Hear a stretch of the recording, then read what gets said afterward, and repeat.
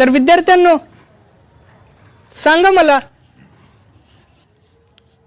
हे काय आहे? विशू, तू सांग बेटा.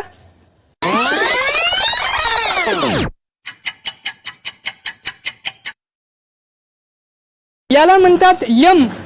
यम म्हणजे मंग्याची आई.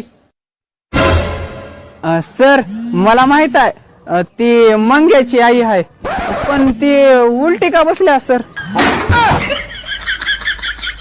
कलुळाचं पाणी कशाला ढवळीले, नागाच्या पियाला तू काय ढवळीले.